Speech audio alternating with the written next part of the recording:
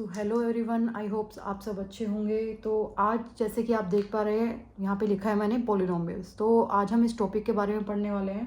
तो इसका नाम सुनते ही स्टूडेंट्स को लगता है ये बहुत ही टफ होगा, बट आज इस वीडियो के बाद पोलिनोमियल आपको अच्छा या फेवरेट टॉपिक भी बन सकता है आपका। सो आज हम इसके बारे में पढ़ेंगे what is polynomial, degree of polynomial, types of polynomial and उसके रियल लाइफ कनेक्शंस क्या होते हैं। बिकॉज जब तक आप किसी भी मैथ्स के टॉपिक को रियल लाइफ से कनेक्ट नहीं कर पाते तो आप सोचते हैं कि इसका यूज़ क्या है, तो हम इसको क्यों पढ़ें, राइट। और उसके बेसिस पे हम कई क्वेश्चंस भी करेंगे। तो इस वीडियो को आप एंड तक ज़रूर देखना सो दैट आप इन सब चीज़ों के बारे में जान पाओ, राइट। तो हम सबसे पहले बात करते हैं कि व्हाट इज़ पोलिनोमियल। पोलिनोमियल होता क्या है, राइट। तो सिंपल लैंग्वेज में हम इसको जानेंगे कि जो पोलिनोमियल होता है वो वेरिएबल्स और कॉन्स्टेंट्स को अगर हम ऐड, सब्ट्रैक्ट या मल्टीप्लाई कर दें, राइट, तो उसको हम तो जो हमारे पास एक एक्सप्रेशन बनता है उस एक्सप्रेशन को हम क्या बोलते हैं, पोलिनोमियल, राइट। जैसे कि मैंने बोला, अगर हम कोई वेरिएबल ले लेते हैं एक्स, राइट, कॉन्स्टेंट, राइट, अगर हम इनको ऐड या सब्ट्रैक्ट कर दें, यहाँ पे हम माइनस भी ले सकते थे, तो इनको हम ऐड या सब्ट्रैक्ट कर देते हैं तो हमारे पास जो ये कंप्लीट एक्सप्रेशन बना, तो इसको हम क्या बोलेंगे, पोलिनोमियल, राइट। आई होप आपको ये लैंग्वेज में, बहुत ही ईजी लैंग्वेज में समझ आया होगा कि पोलिनोमियल होता क्या है। तो जैसे कि एक और एग्जांपल लेते हैं हम, x square plus 2x plus 3, ये भी हमारे पास एक पोलिनोमियल है। यहाँ पे वेरिएबल है हमारे पास x प्लस 2 और x, यहाँ पे इनकी मल्टीप्लिकेशन हो रही है, प्लस 3 यहाँ पे एक कांस्टेंट है, राइट। तो ये हमारे पास क्या हो गया, एक पोलिनोमियल का एग्जांपल हो गया।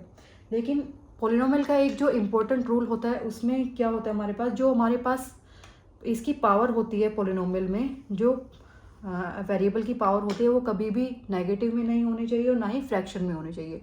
ये जो पावर होती है ना हमारे पास, वो एक होल नंबर होनी चाहिए, राइट। तो ना तो नेगेटिव होनी चाहिए और ना ही फ्रैक्शन में होनी चाहिए, मतलब p/q की फॉर्म में नहीं होनी चाहिए पावर, राइट, इसकी फॉर्म में नहीं होनी चाहिए, राइट। सो अगर मैं एक एग्जांपल लिखूं, right, square root of x plus 5, क्या ये एक पोलिनोमियल होगी, नहीं होगी ना। बिकॉज अगर हम इसकी स्क्वायर रूट को ओपन करते हैं तो इसका क्या बन जाएगा, स्क्वायर रूट को ओपन करने से x की पावर 1/2 प्लस 5, तो ये जो हमारे पास पावर आ गई p/q की फॉर्म की आ गई, मीन्स फ्रैक्शन की फॉर्म की आ गई। लेकिन हमारे पास जो पोलिनोमियल की पावर होती है वो क्या होनी चाहिए, हमारे पास एक होल नंबर होनी चाहिए, तो ये हमारे पास एक पोलिनोमियल नहीं होगी, फाइन। अब हम क्या करेंगे, अब हम पढ़ेंगे टर्म्स, कोफिशिएंट और कॉन्स्टेंट्स के बारे में, राइट। तो एक पोलिनोमियल ले लेते हैं जिसके थ्रू हम जानेंगे कॉन्स्टेंट्स क्या होते हैं, वेरिएबल्स क्या होते हैं और टर्म्स क्या होती हैं, फाइन।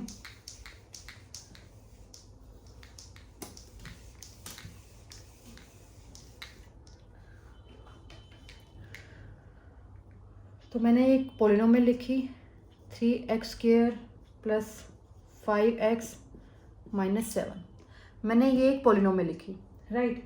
तो यहाँ पे हमारे पास नंबर ऑफ टर्म्स कितनी हैं, 3 हैं। कैसे, ये कंप्लीट एक टर्म है, ये कंप्लीट एक टर्म है और ये कंप्लीट एक टर्म है। मीन्स प्लस और माइनस के आसपास जो भी नंबर ऑफ ये एक्सप्रेशन होंगे हमारे पास, वो क्या होंगे, हमारे पास नंबर ऑफ टर्म्स होंगे, राइट। तो नंबर ऑफ टर्म्स हमारे पास कितनी है, 3 है, 3x², 5x और 7, राइट।